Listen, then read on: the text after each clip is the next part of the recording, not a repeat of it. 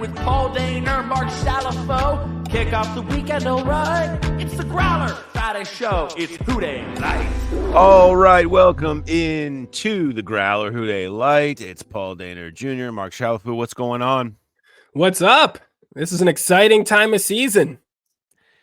It's a beautiful day. We are excited to be here, but here's the thing. I got to warn people, we're in a fragile recording space right now, Mark. Very fragile. Yeah, so what you're dealing with a lot. You got a lot on your plate, right? I do. We've got I got some people working on my porch right outside. I've got a dog who hates that. Also here, kind of monitoring. I've got some blockades set up, but there were storms rolling through. There's a lot of questions as to what's going to happen as we try to knock this podcast out. But I'm hopeful. I'm going to remain hopeful and optimistic that we can get through it. But there are zero guarantees about this. Yeah. People think tensions are high in the Middle East, but they've got nothing on your Porch V dog setup that you've got, and you're just trying to contain the whole region from descending into chaos. But I don't think that we're going to last the whole podcast here. We're going to try, though. We're going to do our best because we've got a lot of stuff to get to. It may feel like nothing's really happening into the off season, but that's just not true. We got a lot going on here. So we're going to get to your questions, of course. You guys an ambush question for me that I'm trying to be prepared for, that I believe that I'm prepared for. We have got, of course, we're going to have our guy from Keller Williams, Eric Stanio, is going to come, and he's got some questions for us. We're going to go into the listener names. We pushed that off. You guys are just relentless.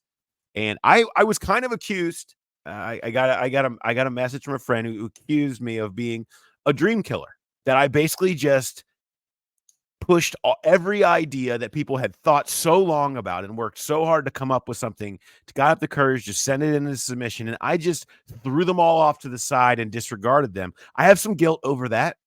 I feel bad, but this is important. Okay, you got to come with it. This isn't participation trophy season. Yeah, you're like the harsh judge on the reality TV show. You're like the British guy, the Simon Cowell. Like, no, this isn't good enough. You leave the poor contestants in tears. You know, you're the jerk on Shark Tank. That's just got to be your role here. What I hate about this, and people send great questions, keep sending them to the growlerpodcast@gmail.com. Keep sharing great stuff about the show. We appreciate everybody. That's why we're trying to find a great name for our listeners.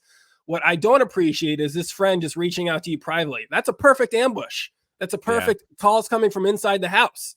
You send that to me, and then I hit you with that. Then there's some accountability, and I don't like him just taking it back scenes. Also, what is it? He had to have proposed a name, right? Like, what was the name that he threw out that you shot down?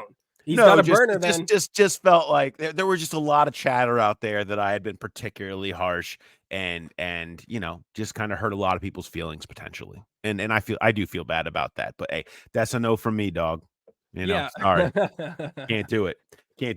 Although I'm a big fan of Kevin O'Leary on Shark Tank. People quietly don't realize him and Cuban. I mean, Cuban obviously is like the star as the cool guy, but Kevin O'Leary is what makes that show go. All right. You got to have that guy. You got to have that guy. Absolutely have to have that guy that kind of just bums everybody out. He's got a little bit of an attitude. Sometimes he can be nice and that surprises everybody. And then other times he just shoots down everybody's dreams. And if that's the role that you want to have in this process, sure, go ahead. The guy's rich. It worked for him. It certainly worked for him. We're starting a new segment called Take Workshop. That I've got some take that's kind of bouncing around my head that I kind of want to work out and see how I feel about it when I start saying it out loud here on the podcast. So that would be a good one. I have a whole list of Shark Tank takes because I love that show. And that would probably be my biggest take, is that it's one of the best shows on television. But I'll save that for another day. We got other stuff to get to. I want to start with, so something happened this week. If you listen to PD and J this week, which you should be doing, that we have an episode up right now, of course, a whole slate of them. If you want to go back, go onto the YouTube channel, by the way, the Growler podcast over on YouTube. We've got set up into Growler Bites now. If you don't want to watch a whole episode, you can just pick a couple of individual segments or listen to us talk about certain topics or news. You can go just peruse through those. So go subscribe, be nice. We would love to have you there. We'd really appreciate it. I don't mean to beg, but I will. So head on over. But anyway, so there was a portion of the show with Jay where we had to discuss this thing that has happened with Joe Burrow's fake hair photo. Big news. It's big. It was big news. There was a lot happening there. And so that photo had gone out and everybody's saying, look at Burrow's hair. Oh my gosh, it was not real. The Bengals were even fielding calls having to be like, that's not his real hair. There was no reason for it to believe that. Like, we have much video of him out there without long hair. It doesn't grow like that. So this discussion prompted this little bit from me and you guys, the listeners to the Growler that we're still searching for a name for, did what you do best. So first of all, here's the clip from the show with myself and Jay. Someone tweets a picture of basically an AI Joe Burrow long hair, and we have to suddenly be like, hey, I don't think Joe Burrow has long hair. We have to be showing you video of him not having the long hair, but it still circulates. People think he has long hair. I hate the world that we live in. I can't stand it. Why does this happen? Why does this happen? It's absolutely annoying. But if we're doing it, can you give me? I would take an AI of long, beautiful locks on me. If someone wants to do that. That's more newsworthy than this fake thing circulating of Burrow. So there was that. And of course, you guys did it. And this happened. Look at that. Wow. I had to apologize to my wife for not having hair. Look at that. This is what I could be. Instead, I'm this. Yeah, and if you're just an audio-only listener, I'll describe this picture. It's exactly like the Joe Burrow picture, except it's just crazier. And Paul looks like a bully from Saved by the Bell. You know, somebody does a 1-episode arc where he's just excessively mean to Screech, and it causes everyone else to rally around him. And AC Slater stands up to you in the climax of the episode, and then you break down into tears because your home life is terrible. You've got that kind of bully vibe going on. Yeah, and I feel like I was I maybe a wrestler that was trying to take AC Slater's spot or something on the Bayside wrestling team, but he's obviously going to kill me. Or maybe I'm from another school and I'm coming into the friend group. I'm not sure what I'm doing, but I mean, the pose is concerning, but that hair looks really good on me. And it's a shame that this never had any chance of ever coming to reality in my life. But shout out to you guys for dropping this in, because that is absolutely startling stuff. So here's the thing that we need to do if we're going to escalate this. They sent in the picture. Let's make this picture a reality. Let's start like a fundraising campaign to send you over to Europe for some sort of expensive hair plug surgery where we get you this exact look. And you just show up at the start of next season looking like that picture without ever addressing it ever again. Yeah. Yeah. I what could have been. That's all I keep thinking is what could have been. And I don't know how you make that happen. If that did exist, a way to make that happen, I bet it's really, really expensive. Yeah. So we're going to need a lot of fundraising. But here's the thing. Yeah. That guy, he's not hosting a podcast. That is not a podcast host. So, no. I mean, people aren't going to want to donate money in because it'll be the end of the show. That guy would probably go get a job that like you'd be some really douchey sales guy probably with that look. You know, that hair is going to take you into places and open doors for you, and you're going to be making some good money. Yeah, I mean, at the very least, I got to be doing some kind of it's like an Abercrombie and Fitch style type deal from back in the day. So I'm not cool and young and hip to know where the cool male models go. But I mean, I feel like wherever that is, I feel like that's probably where I have to go work at that point. That's your only career choice.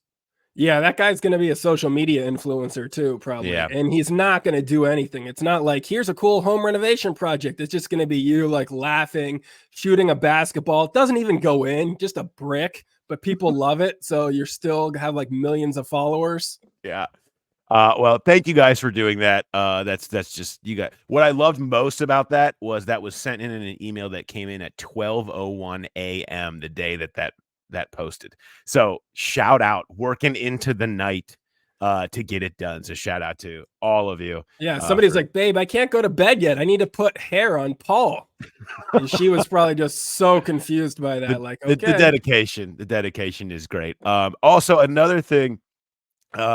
So if you guys maybe notice, if you when you listen, which as we know that you do on your preferred podcast platform, there's ads that will show up at the beginning of these shows, right? And they're not us reading anything. It's Kings Island. It's at one point there was a Spanish Lowe's ad. I'm not really sure how we tapped into that community, but they're called dynamic ads. They get dropped in kind of, they're targeted but random. We don't really have a whole lot of control over what goes in there, which was particularly funny because in a recent one, if you maybe noticed, the show after we had a long discussion about really anybody but Nick Lachey needs to be representing Cincinnati as the main celebrity. And Mark, I mean, we were a little tough on Nick. We went in on Nick. And it was not unnecessary. Cause. I mean, there's just the guy has been carrying the torch for the city for too long. We just wanted different voices. We wanted some new people, some new personalities to represent us when we do get the draft someday. I think that was the question that originated it. And then, immediately after we bashed Nick Lachey's ad was at the top of the show. Yeah, the next show was his ad was right at the top. And I just want to tell anybody that's ever considering being an actual advertiser, being one of our Stanios, if you will, is that, look, we don't talk trash about you behind your back if we know you're an ad on the show. Like, that's not our MO to be like, the moment they go away, the next episode, we're going to trash you. That's not how it works. But it was pretty ironic that right after that episode, we end up with coming back and, hey, Nick Lachey here. Welcome back to the Growler.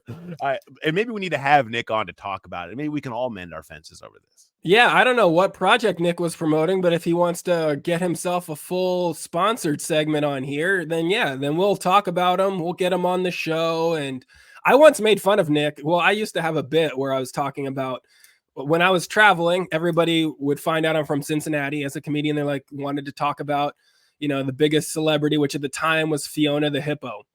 And that's tough when a hippo is your city's biggest celebrity. But I thought that wasn't the bad part. The bad part was that she only had to pass Nick Lachey to become Cincinnati's biggest celebrity. That was the bad part. Yeah. And I actually told that joke at a show that Nick's parents were at, and they laughed because I think they get it. They had a good sense of humor. They're like, actually, we agree. He shouldn't be the biggest celebrity. But now people just want to talk to me about Joe Burrow. So I appreciate that on the road. And I'm sure I'll be, getting questions about Joe Burrow's new hair and his new look. But you know what? That's fine. I'm fine with the Joe Burrow hair talk because that's way better than like the Joe Burrow medical analysis talk. The Joe Burrow Twitter doctors analyzing the calf talk. If I have to put up with a different AI Burrow look every single week, I'll take that this offseason rather than an injury and breaking down something that's some ailment that he's picked up, or, if he's got to get surgery on, whatever. I'll much rather have the weird hair look of the week. There is no question about that. But we do have questions, though. And so I think this is a great time for us to get to them. You've got some. Let's dive in. Bengals questions. What do we got this week, Mark? Of course, our fans are going to start with a question about left guard. Obviously, a big pressing need on this team this offseason. That's the one question everybody circles back. It's like, this is what we need to know. So Eric and Terry have similar questions, right? The Bengals have settled their tackle positions with Orlando Brown. They brought in Trent Brown. They drafted Amarius Mims. So now they're just zeroed in on the only weak spot potentially on this offensive line. So their questions both center around, do you think that they're going to try Mims out at left guard? With Volson being a little bit shaky, he sort of had a surprise finish to the end of last season where it looked like maybe he was turning it around. They didn't add any interior offensive linemen until Matt Lee in the draft. So what are the chances that you think they're going to kick Mims inside at left guard and let him compete for a starting spot there? 0. They're not moving him inside. He's a tackle. I mean, he's there to play tackle. He's probably going to be, there's a chance he's your starter on opening day out there. And Trent Brown plays tackle. I mean, they need to fix that position and have depth there and all of that. And so, if you get to late in the season, it's different. You get late in the season and you're just trying to find your best 5. And, Kappa's hurt and Volson's hurt, and you're just looking around the building. You say, what about the giant dude? Can we put him in there? I think that's a different scenario. But right now, training camp, look, you're already worried about a guy with lack of experience. Learn one thing, play one position, let him learn that before you go trying to cross-train him in a bunch of different spots. And so for right now, yeah, I mean, him and the Bouncers are going to be playing tackle, and that's where they're going to be. And the other thing about Cordell Volson, the coaches talk very differently about Cordell Volson than they do outside the building. I mean, outside the building, I know what it is about him. I know people love to talk about, what he's got. We're going to have a bad PFF grade, and we're going to have these people pointing out that's the weak spot and this analysis. They don't view him that way. They view a arrow very much pointing up on him. They felt like he really did evolve as the year went on last year, and you saw the step they wanted to see in a big way from him at the end, and believe that he is growing into who they hoped he would be for this year. And you have to take chances like that. You got to hit like that on the offensive line. We've talked about it a million times. You can't pay everybody. And so I just think they really feel like he is going to continue to take that role. They view him through a different light than a lot of you do. And as far as backups go, I mean, they like Cody Ford. We didn't really get to see much from last year because everybody stayed healthy, but they like Cody Ford. They had him as the first guy off the bench last year, and so he's there. Jackson Carman's still on the team. He's a guy they did use a high pick on for that's worth. I do think they need to be looking for a veteran guard or center type. Trey Hill and Matt Lee, I guess, are going to be there to compete against each other for backup center in the simplest name competition, and that's fine. But they need you're the Max Sharping guy, right? Who's some veteran that's played, that has like 38 starts, but isn't good enough to actually start, who can be a solid backup, who knows what the hell he's doing in this league. Like, they still need to add that, in my opinion, to that room. I'd rather have that. I'd rather have that than Jackson Carman at this point, who I think we kind of know who he is, unless we see something different from Jackson in the offseason and in through camp. Yeah, I can't imagine that we would. But we also get so many of those complaints from people when the Bengals draft somebody that played one position and make them play a different one. People were mad that they took Carman from a tackle spot and tried him as a guard, or Dax Hill and putting him as the safety or whatever. But so it's weird to me that people are like, yeah, let's take Mims, who played right tackle, and let's make him the left guard, when it is pretty rare for the offensive line to stay as healthy as they did last season. You know, you can't necessarily count on them just running back that health. And part of the value of having a Trent Brown, he's played on both sides. So if Orlando goes down, you could kick him over, and then Mims is starting. I think, maybe I'm alone in this, but I think there's still a chance that Mims could win that right tackle job just on his own. No question. I feel like you don't need to kick him to left guard for him to maybe have a chance on this team. No. I mean, you love your offensive line situation if Trent Brown is your swing tackle, and I think that's something that they would certainly be considering.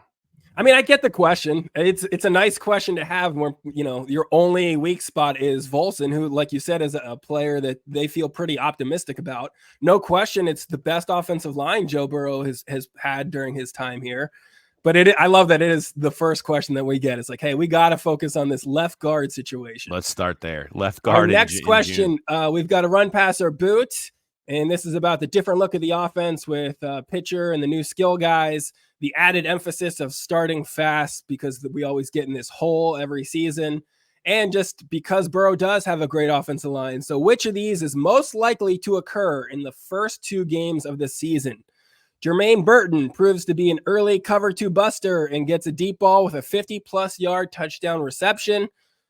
The Zach Moss Chase Brown tandem goes over 175 all-purpose yards in a game, or no sacks are surrendered by the offensive line. This is a good question. I think, I'm going to look at, you've got all new pieces in your first 2 parts there. Burton, you're trying to figure that out. Moss and Brown, while Moss is a veteran and you got a half of however many snaps of Chase Brown last year, there's still questions about how that's going to pan out. Outside of, I guess, the Mims Trent Brown thing, you've got continuity on the offensive line. You've got Burrow, who, he's going to get rid of the ball quickly. You could see a game where there's no sacks. So for me, I would lean into no sacks given, just out of continuity and known quantity there. I think that has the highest chance of taking off quickly. So what's something that we've seen in recent years is that this team has tinkered and fixed some things that didn't quite start the way they thought they were going to in that like between games 3 and 7, and then that's helped them take off in recent years. That to me is going to be could be part of the Zach Moss, Chase Brown thing, could be part of the Jermaine Burton integration, finding out the best way to work him in to their entire skill player rotation. So I would lean more into the offensive line having the superlative than the others. After that, though, I mean, I would say Moss and Brown, just because I think that between the screen game, their ability to break long runs, the combination of however they're going to utilize them, they're going to come up with something. And I think that they're going to be an explosive group for them, whether it's out of the backfield or whatever. And so I will say them, and then I'll boot Burton. I just think with any rookie, even receivers, you can come on quick, but it does take some time for you to really pick it up. And I think they will be easing him in some, considering they have some other pieces around him. See, I feel like I'm going to go almost the opposite way here. And the key to me is these first 2 games of the season. Those are solid defenses you're playing out of the gate. You know, New England's not a bad defense. Kansas City has got some guys that can get some sacks on you. So the sacks thing is probably what I would boot. And I'm going to run the Burton thing because I feel like, you know, that's one play. That's all you need to check that box. It's not a sustained game like the Chase Brown stuff and Zach Moss combo. All you need is just him to get loose for one big one because they're paying a lot of attention to Jamar Chase and T. Higgins, and he beats a guy, and then boom, you get that. I could easily see that happening in the first couple games, maybe, and then definitely going to pass the Moss Brown tandem going 175, and then booting the sacks just because of the defenses you face. No, you're right. I mean, you could be like, look, Jermaine Burton is really good at running 3 plays right now. Let's make sure we run one of them. Give him one of the 3. Get a touchdown. Yeah. I mean, absolutely. You could see that being part of how they try to get him started, but it's got to actually happen too. And Burrow has to be able to connect with them. So it's a tough one to answer. I think they're all very even. It's a great run, passer, boot is what it is. Well distributed. Great questions. Yeah, much more interesting than the left guard open. We're going to stay in wide receivers though with our next question. This is a 2-parter. So the first, what are the ramifications going to be if Jermaine Burton has a stupid outburst in a game? And the second question is T. Higgins related. The second part of this is his tagged salary coupled with the number of games he's played comparable to the other vet wide receivers who got new deals. So are we already projecting a Burton outburst onto this guy? Yeah, which is, I don't like that question. Yeah. I mean, I don't, there probably will be one. So what? They're literally called rookie mistakes when you do something silly that you learn from. I mean, that's what it is. I expect that from Burton. I expect to be rookie mistakes from everybody. Maybe it will be an outburst. Maybe it will be running the wrong route. Maybe it will be not understanding something about the NFL game. I don't know. That stuff happens when you play rookies. That's why coaches don't like playing rookies. But so I don't know that I'm going to say that this dude's definitely going to be unhinged and have some kind of an outburst.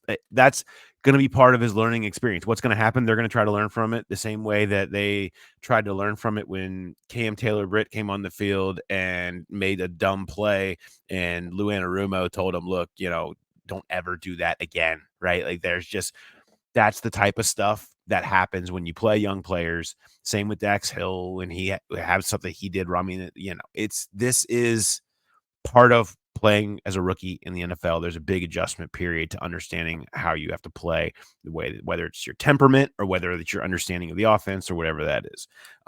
You learn from it. So I'm not really concerned about that much. If it becomes a consistent thing and he doesn't learn from it, then you have a different problem, but that's not what this question is. The Higgins thing, I wrote 4 parts on this. I know. I don't expect y'all to have read it all. There's a lot there. I actually did this in part 2, a look at not only the participation numbers for Higgins compared to the other members of the much ballyhooed 2020 receiver class, which, he is, if he wanted the Michael Pittman deal, he had 900 less snaps than Michael Pittman over the first 4 years of his career.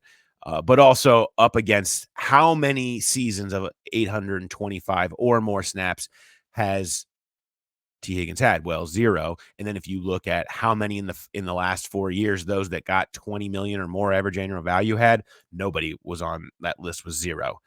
You had Mike Williams had 1 Deebo Samuel had 1, everybody else with 2, 3, or 4. So he does not have the participation numbers of the guys that have gotten paid for the most part. I mentioned Pittman, who also got paid. You can maybe look at some of the other contracts, but no, he's a little short on that. There's no question. Not egregiously. I mean, we're not talking about, thousands and thousands of snaps less, but a decent amount less. And that matters when you do get up into that price range. To answer your question, I would answer it also by saying, hey, you should go read that 4-part series, man. I'm telling you, that stuff was in depth. Really spent way too much time on it, but it's there for you still. Read the archives before you send the email. So I know people have knocked the Burton character stuff. Is he an in-game outburst kind of guy? I thought that was mostly that one post-game incident and then stuff with like coaches and things. I didn't know that was necessarily like in-game firing up. Yeah, so there's a couple. I mean, there was you had unsportsmanlike call in a big spot at one game, and he plays intense on the field. When I talked to TJ Hushmanzada about it, he's like, yeah, kind of plays like me. Where he plays angry, he plays with that chip on his shoulder and competitiveness visible a lot. And I don't know, I'm kind of okay with that. Like I don't mind having, as long as you know how to keep it from going too far. I mean, we're talking about Jamar Chase on this team, the guy who's I just felt like being evil tonight. I wanted to go pull flags and run and talk crap in people's faces and like talk to him about fines, and he's calling people elves. Like, I don't know, like you don't want a whole team of that. But I mean, look, if you can play and you play with some anger on your, you play with something to you, that's okay. You need that. Like you can live with that. Every team needs like 3 unhinged guys, right? To keep the other team on their toes. You can't have a bunch of choir boys, okay? You need a couple of guys that make the other team be like, man, I don't know what that dude's going to do. Yeah, like I shouldn't talk to this guy. He could really get nuts. Don't mess with him. You need that. You gotta have that. Our next question's coming from our friend, our guy. One of our listeners and a guy that's been a partner for the last few months here, right? Yeah, that's right. It is going to be Stanio time. Let's bring in our guy and yours, Eric Stanio. There he is. Yeah. What's going on, buddy? How we doing? Stanio time. What's up? Good to be back on the Growler, guys. It's great to have you back. Of course, you know him, but I'll tell you all about him anyway. He has the #1 real estate YouTube channel in Cincinnati at Team Stanio, SZTANYO. Make sure you go over there. Anything you want to know about neighborhoods, about buying, selling, the city, it's all there. We are still chasing you down. You have more followers than us, but this is going to be my thing. It's going to be, I am going to eventually chase you down. We're going to try to chase you down. I don't know if I can get you, but look, it may take me a decade, but I'm going to get there. So make sure you're over there. Of course, steady wins the race. Yeah, that's right. #1 team for production in the Keller Williams Advisors office. So make sure you go check them out. Do you have a question for us? Yes, today. I do have a question. So I was off last week, but I was thinking about the draft. One thing that stood out to me is looking at the different war rooms. And since he's just different, we have a family-owned team.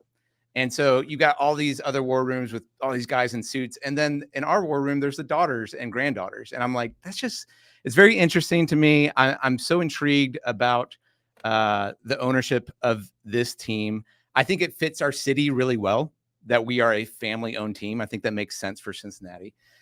And but I have a question about the ownership. I we're getting closer to golf cart season, which is always a good time. Always a good time. The weather's warming up.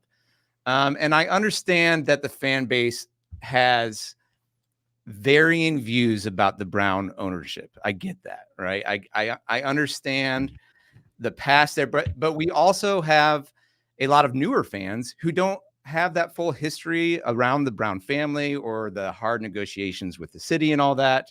And then I look at things like, so there's things like the Andrew Whitworth negotiation, the Carson Palmer negotiation. I think Mike Brown's a very shrewd negotiator. I think that's fair.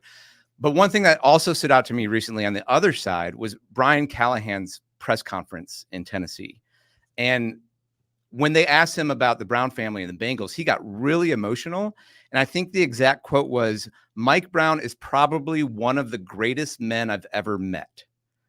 And it, was like holding back tears. And so I'm just curious, Paul, you have a higher level access than a lot of us fans. We get Mike like one time a year at Mock Turtle Soup, which I really enjoy. But what would you say are maybe the most common misperceptions that people have about Mike Brown and the Brown family's ownership? I think the most common misperception about Mike Brown is that if you get to know him, he's going to be some kind of I don't know, evil spirit, right? That he's Mr. Burns, right? When you walk into his office, when in personal dealings with Mike, he is the exact opposite. I mean, that he, you hear descriptions of like this like lovable grandfather. I think he's always kind of been like that to the average person that he interacts with, that he comes around, and he is insanely loyal to his own people. But the perception, because of, again, the way that he has operated from a business perspective, is of that Mr. Burns, is of, just sitting there counting his money. And he just loves his team, and he loves football, and he just wants to win. That's all he cares about.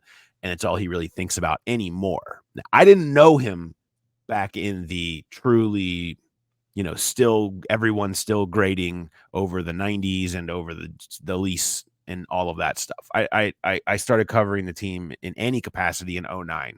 So it's different. But that said, he is a very soft, kind person when you just come across him, when you deal with him in any capacity. He's really funny. And so all of that stuff, I think, is people would probably be surprised by that he's not this like really angry, tough guy. Now, if you have to deal with him in some sort of a business capacity, I'm sure you feel very different about it. But that would be probably the misconception I think that maybe exists out there about dealing with Mike. Now, Eric, we got a question for you. I know that this time of year, a lot of movement in the housing market. A lot of concern over the mortgage rates too, though. I know some people hope for them to go down, or they're waiting for whatever.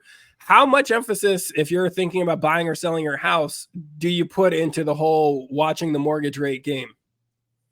Yeah, mortgage rates matter for sure. It certainly slowed down the market last fall. People are watching them, but I think it's very, very difficult to predict what mortgage interest rates are going to do. And if you are waiting on the sidelines for, let's say, rates to go down, that could be a mistake. Because rates could go down, but they also could go up. And if you look at the average mortgage interest rate over the last 50 years, for example, we're right about where the average is. 7% is roughly where it's been. If you go back to the early 1980s, if you think it's bad now, it got as high as 18%, which is just insane. Like, imagine trying to buy a house at 18%. So it feels really weird right now because we were in an all-time historic low in these 2-3% in the early 2020s here. And so compared to that, you're like, oh, it's terrible. Interest rates are so high. The other thing you need to look at, honestly, is what are home prices doing, not just interest rates. So home prices over 100 years have steadily, they just go up. And when they've gone down a few times, they rebound pretty quickly. And so if you're sitting on the sideline thinking, I'm not going to buy right now, I'm just going to rent because I'm going to time the market, I'm going to get it when it goes down, I don't think that's the best idea. And I understand I'm a real estate agent saying you should buy a house, but like, I had a lot of people who are moving to Cincinnati from the coast because we're an affordable, cool city. I had a guy in California who kind of moved here in 2021, and he's like, I'm going to rent because I want interest rate. I want to time the rates and I want them to go down. He didn't buy a house. If he would have bought a house then, let's just say a $300,000 house, which is about average in Cincy, 3 years later, it's up 30%. That house is worth $390,000. I mean, he's still renting right now, and he missed out on $90,000 on equity because he wanted to get a $50 a month lower payment on an interest rate. It just doesn't make a lot of sense.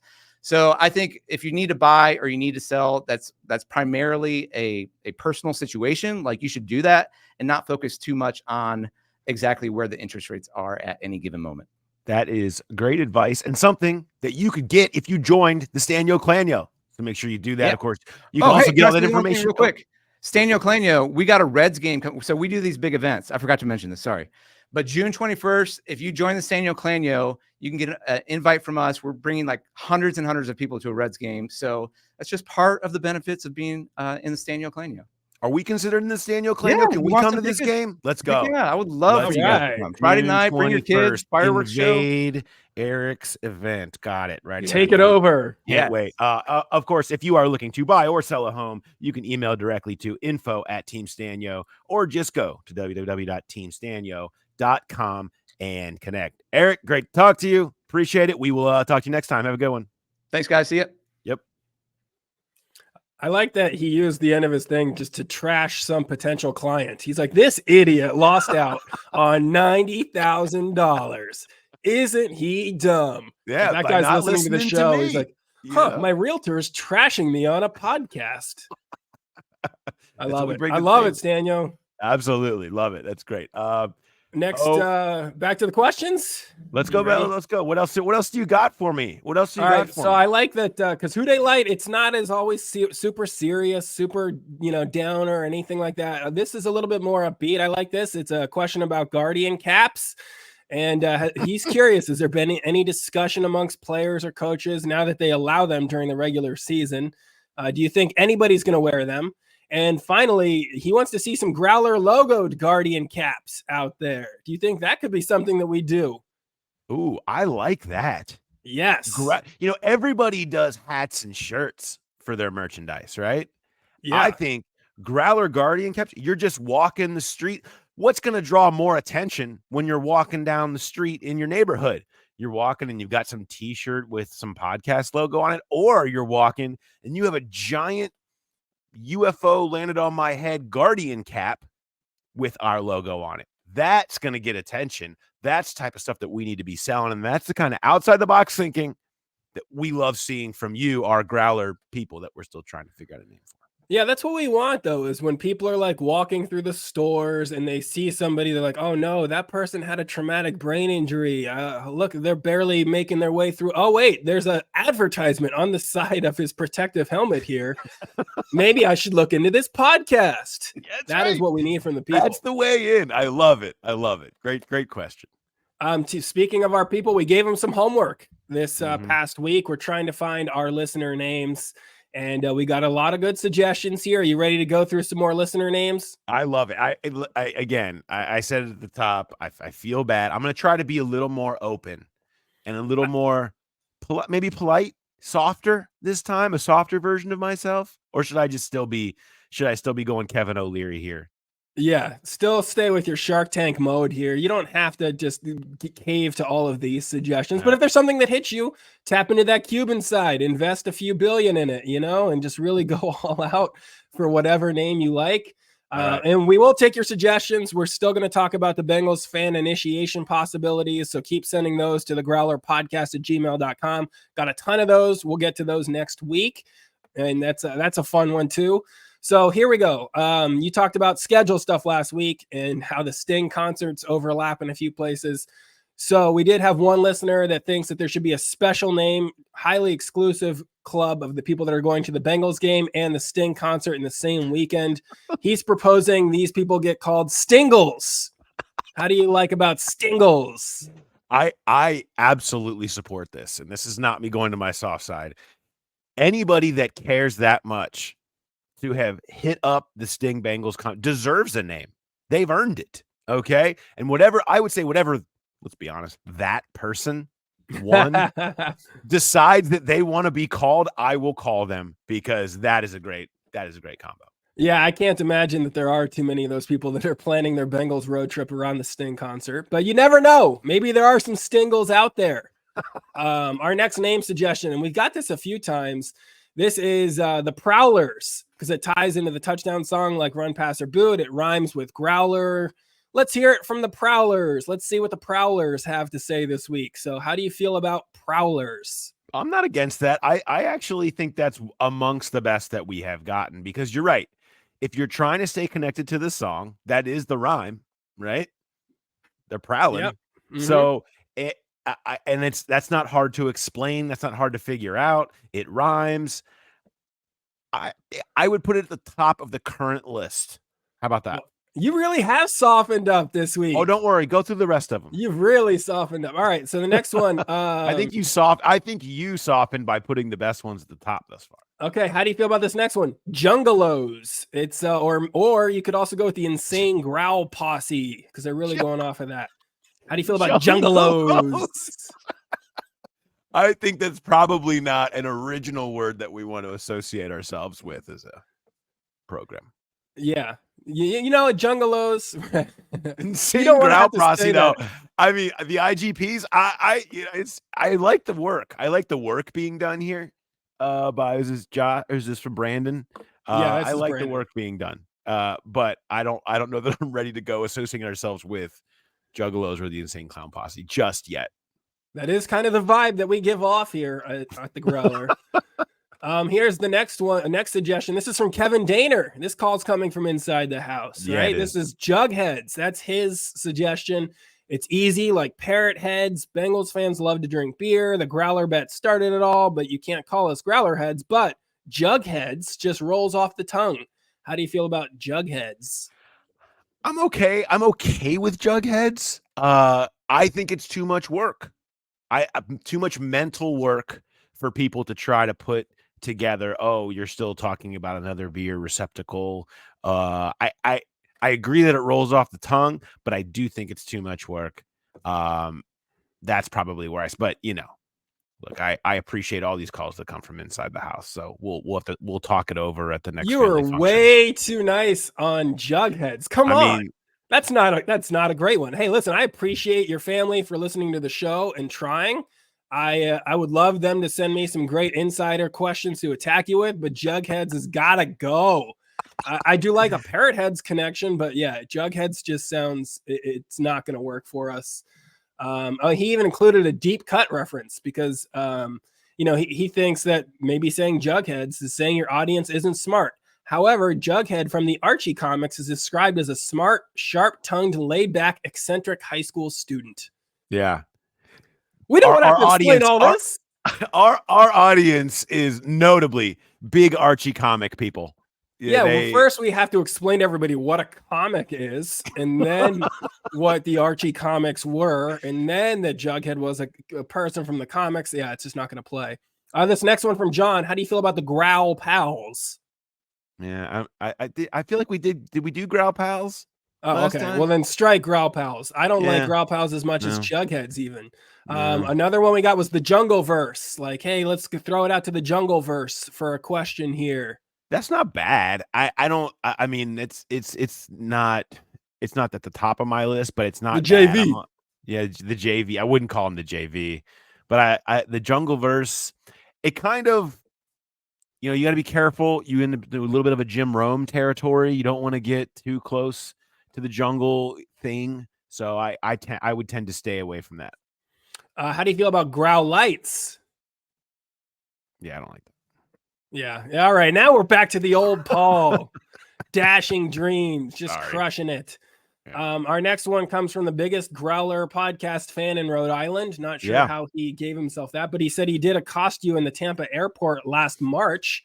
I don't know how that's a boost to you being the biggest podcast listener in Rhode Island, but you know what? Hey, that's what we want from our people. Send us our emails and try and accost Paul in the airport as much as possible. I think just approaching me and saying hello, it was what it was. You're making it sound a little more aggressive than it was. It was very nice. He said he accosted you. Yeah, if you're just saying hello, that's one thing. I think he's trying to play to your comedic sensibilities. All right, well then now I'm off of his name.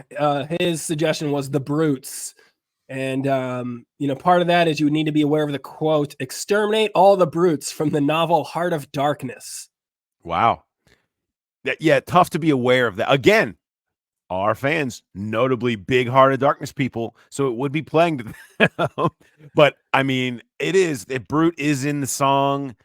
I still think it's too much work because it's like with the Prowlers, at least it rhymes with Growler, so even if you don't quite know the song, you can connect. I think brutes, and you know what? We appeal. We're a family show. We appeal to brutes. To me, is like big dudes, right? And I like to think that we are we are strong. We have lots of female listeners that we very much enjoy and value and cherish. And so I don't want to, Brutes just to me is not what we're going for. Also, I love that he said that you have to be aware of the novel to really understand the name. We can't even get these people to read all 4 parts of the T. Higgins piece. We can't, if you're not going to read the whole T. Higgins series, we can't say, oh, go read the novel Heart of Darkness if you're going to really get what this show's about. Our last one this week, and we got this, we have 2 people submitting this, and they both sent the email within like 6 minutes of each other, which is truly bizarre. But this is their take off the peanut gallery. They suggested the growlery. So you've got like, let's throw it out to the growlery for their questions this week, or let's see what the growlery has to say about this. I don't hate it. I don't hate it. It does. When you say it out loud, like when I read it, I wasn't, but when you say it out loud to the growlery, it really does sound enough that I could see that. I'm willing to put that into contention. I'm willing to put growlery into contention. I don't think it's up there with the prowlers, but I don't know. I could be the more I say it out loud, maybe the more that I'll come over to it. It's getting there. All right. So we'll keep working on these 2. So maybe Prowlers is up there as the current champ. We'll put like a drop dead date here of like what, maybe like midsummer where we got to really lock it in and commit to one. I think by the time we get to training camp, we have to have this thing like absolutely established.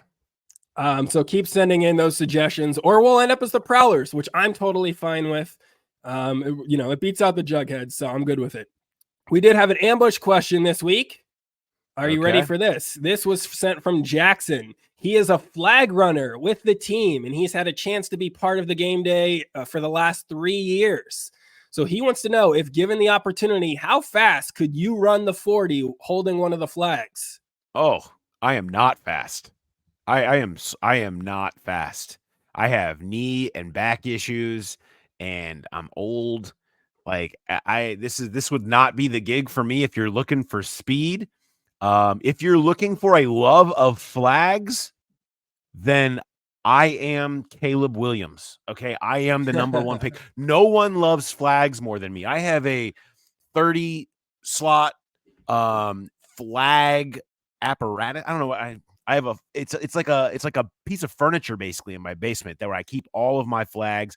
I have different size poles. I have different size poles because some flags are a little smaller, look better on a smaller pole. Some flags that are a little bigger look bigger on a longer pole. So you got to have both. I have different types of grommets depending on the flag type that you're gonna have. I like to fly seasonal flags. Okay, I like to. What is it? Have something, whatever's going on. Easter Bunny flag or something? Sure, or St. Patrick's Day? Yeah. What? Every holiday. What's the weirdest flag of these 30 that you have? I have a Harry and Meghan Markle flag, like when they were getting married. Oh no! That I bought, that was huge. I bought it off the internet. I think it got sent from England, and I bought that and wave it, and I put it up there on the flag hold on the pole on our house when they got married. But then I put it back up anytime they're back in the news. Like if something happens and like we're talking to Meghan Markle's doing a special with Oprah that night, bam, you can put that thing back out there anytime you want to. That's probably the most obscure. I usually stick with holidays, flip-flop fun. I've got a Key West flag. Like if I'm just like thinking island thoughts or we're going there or something, I don't like to fly a flag that says, hey, we're on vacation. But here's where we are. And here's where we are. But you name it. Summer flags, Mother's Day. There's a Mother's football. Day I got a flag? football flag, a back to school flag. Back to school flag? Yeah, absolutely. You are propping up the entire flag industry right now. No question. The flag store is the problem is the flag store is within walking distance to my house in Oakley. And so that's really, that's when this really took off, was when I moved here. We have we're situated on a street where when you drive down, you're looking right at our house. Like you coming down, anybody that lives in our neighborhood, you're looking right at our house, the whole drive down in, and our flag hangs out to the side. So it's very prominent. So I really have leaned into that, something I already had as a love of mine, a passion, if you will, and have been able to feel like I'm sending a message to everybody, all my neighbors. And so that's what's happened. And yeah, I don't know that flag store is still in existence if I don't live here. Yeah, if you're not buying a new flag every other week, that guy's got to close up shop. When you said you had a Harry and Meghan flag, I thought you were just talking about like the England flag, and that's it.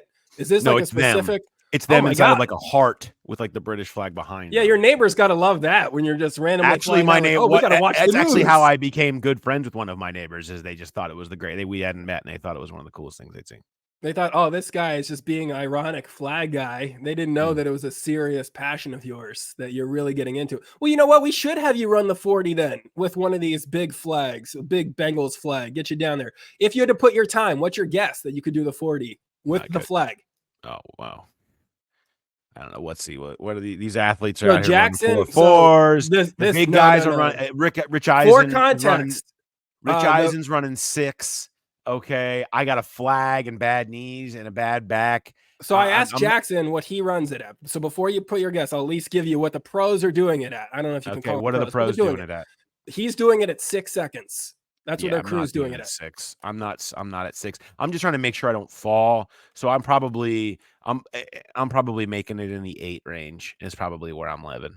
Yeah, he predicted 8.3. I would say you're not even cracking 9 between us. I don't also think possible. You're cracking 9. I'm happy to go out. Tell Jackson, let me know. I'm happy to go out there and try it next time I'm down there at the stadium. What kills me, and here's why you might not want to try it. I always thought that was sort of like a joke gig, like, oh, you're the guy running out with the flag. How hard can that be? Somebody dislocated their shoulder on the crew at the home finale last season. And I was like, man, did he fall? Like, how embarrassing. And it was just trying to stabilize the flag. And that was enough for him to dislocate his shoulder. So maybe you don't want to try this. No, I'm okay. Yeah, maybe not. But I just think my love of the game, I'm the ultimate. I'm like, that dude just loves football. He'll play through anything. That's me. Like, I just love flags so much that I would be willing to do whatever it takes to get the job done and even sacrifice my body and future wellness. You should pick your flag. That's what you should do. If you're going to run it, you get to pick the flag. Also, if your house is this great for flag display, we should work that into the sponsorship of this show. You can get a segment on the show, pay a few extra 1,000, and then get a flag for half the day at your house. No one's really following. There's like only maybe 1 or 2 other people that are following my lead and trying to get very specific with their flag flying. And it's almost disappointing when I just put up a standard American flag. So it's like, oh, just America. That's what we're doing right now. But I have multiple Oakley flags. That's the clip that we're gonna put out from this show. Is you saying it's boring to put out the American flag? No, America. That's what we're gonna clip out of this and send out into the world. Is you trashing the American flag? Love the American flag. It shows up on all of your standard America holidays, July 4th, Memorial Day, all those things. Are you ready to work on your take? Take workshops. This is a new thing that we're gonna try out. I've always got some kind of a take that I've been thinking about in the back of my head. I figured this is a good chance to break it out. This one was sparked by a question that came in, or I guess it was a tweet that was sent to me, and it was about the other day.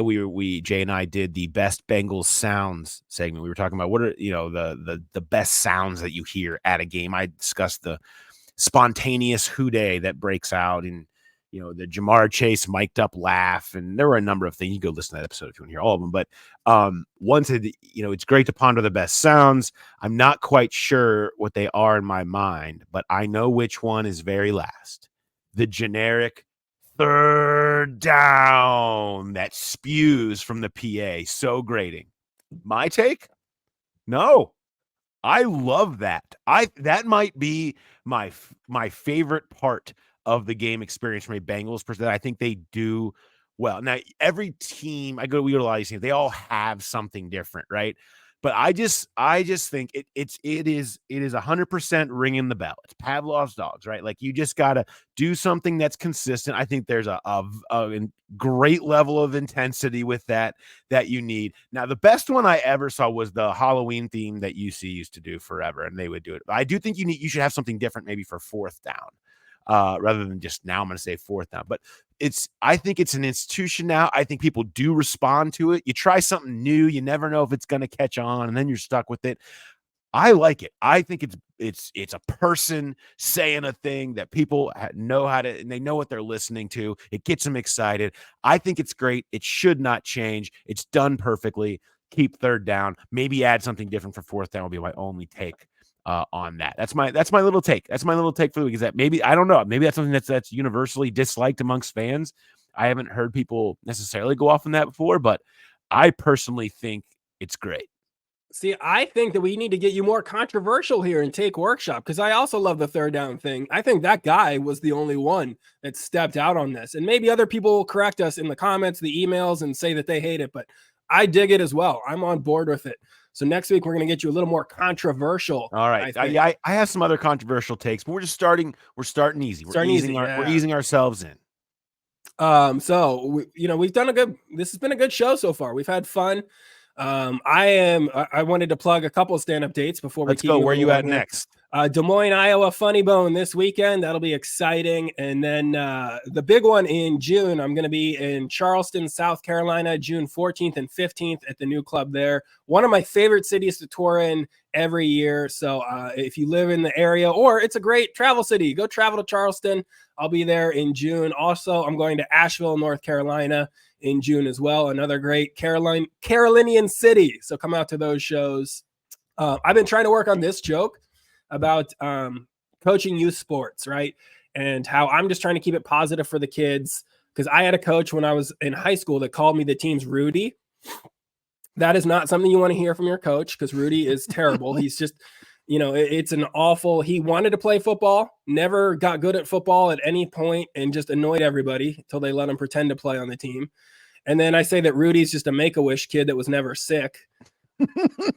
Is that too far? I feel like sometimes people are really with me. Yeah, it's not. It's a joke about how much Rudy sucks and how terrible he is. Yeah, this isn't about the Make-A-Wish kids. We all know what Make-A-Wish kids are. They're sick. Like that's okay. You're okay. This is about Rudy. Right. Rudy's not sick, and he still gets what he wants because he's annoying. That's way worse. And then I also say that, like, people are like, oh, you want to be like a Ted Lasso because you're coaching your kid's soccer team? No, Ted Lasso abandoned his children. He abandoned his kid and his family because nobody could put up with his terrible puns. I'm the opposite. I'm coaching my kid. But if I had to pick a fictional coach that I'd want to be, I think the funniest would be Gordon Bombay, like that from Mighty Ducks. Like, how great of a youth sports coach is that? It's the most realistic depiction of it, right? Because the guy gets charged with a heinous DUI, and the judge is like, you know what, prison too harsh for you. We're going to give you something worse. You're going to coach youth sports. First thing he does is have his driver just drive out onto the ice when these kids are practicing on like a pond, immediately endangering the lives of everybody involved. And then he spends the entire movie trying to avenge his own youth sports injustices, and then tries to hook up with one of the team moms. That's got to be the best youth sports coach in movies. Yeah, I mean, who's writing? I love the idea of the person writing that being like, "What should I do next? Let's see. Let's find a mom here that I can let's work myself into." Yeah. I think I would love being the villainous coach, though. You're right. Like, I would want to be like John Kreese, the sensei from Karate Kid, right? I want to be. Look, I'm just yelling to take this kid out. I'm fighting my kids in the parking lot. I'm throwing their trophies away. Like I am willing to fight the other team's coach. Like, I love the idea, not in real life, but of just, if I'm going to play I want to be the absolute most villainous, worst coach that you could possibly, just to get that out of your system, to know what that feels like. Well, now that you are a youth sports coach, how did your first season go? Oh, I mean, just everybody had really tried hard. Everybody played hard. Everybody got better. Everybody had fun. I was really very proud to be this team's coach. We didn't win. We won our first game via forfeit. The other team didn't have enough players show up, and then we didn't win after that. But you should see the hustle, the effort. They learned what outs were. They were getting a few of them, hitting the ball pretty consistently, kind of. But I tell you, it was actually one of my favorite experiences. Like, in all sincerity, I went into it being like, I don't know if I want to do this. And I recommend it to anybody. I loved getting to know these kids, getting to just play baseball with these kids all the time and see them kind of get better and start to like the game. It was a blast. We didn't win a ton, but I don't care. It'll always hold a place close to my heart the first time I ever did it, because it was fun. Sometimes those seasons can be the most fun coaching. Like I've coached undefeated soccer teams before and they just crush teams and that's fun too. But this season, our oldest team, because it's 2 birth years, start playing together. So all the other coach from our community, the other 2 guys, they had kids that were in the older year, right? So they kind of kept all of those kids together. So they had all the talent on those 2 teams and we kind of got what was left over.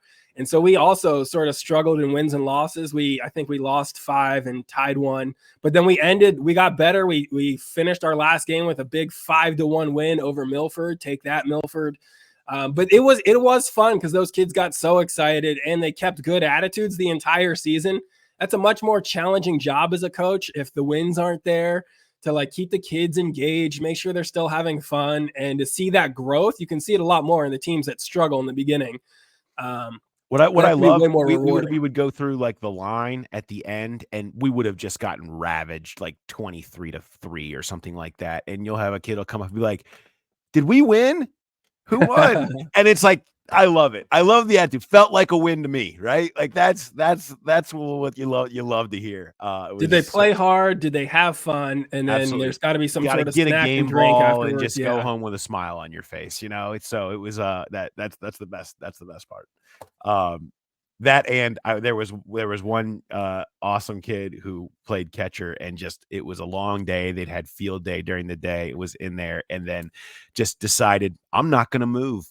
They're going to throw this pitch and it's going to hit off a shin guard. It's going to either hit me in the hand, but I'm going to be in the crouch position and I'm not moving. I am statuing this entire inning and the ball will just go wherever it goes. Go where it goes. I'm just out. That's awesome. And so that was an incredible decision. And do you guys have umps at that level or is it they did. Just, they did. Really? Yeah. So are you the type of coach that's like getting on the umps and yelling at them and stuff?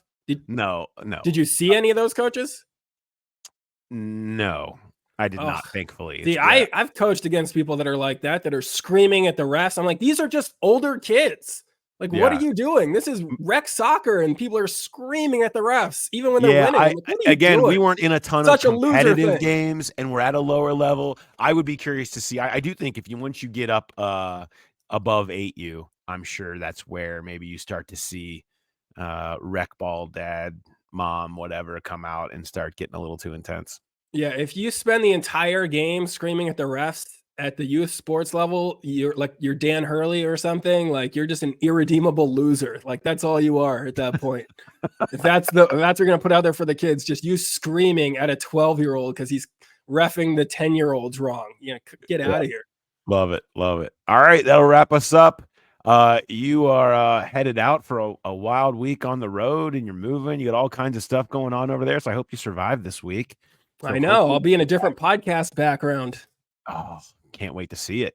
Goodbye, closet. Get you out of the closet. We'll upgrade, and it's gonna be fantastic. So we'll be back. We'll be back next week. Of course, I am on vacation on the early part of next week, but don't worry about that. I'll still have an episode myself and Mo. Will be with you. The episode's going to post on Monday. So make sure you take a listen to that. We'll talk a lot of Ring of Honor and the discussion of who should be the votes there, as that is now open, and the Ring of Honor game will be week 3, that Monday night game against the Commander. So check out that episode, and then Mark and I'll be back with you next week. OTAs officially starting, and then minicamp is a couple of weeks away. So we still have plenty of news to tick through as it goes along. And you know what? News that's going to get made up is going to happen too, and we'll have to debunk all that. So that'll be a great time too. Can't wait for it. All right. Thanks everybody for listening, and we'll talk to you next time. Have a good one.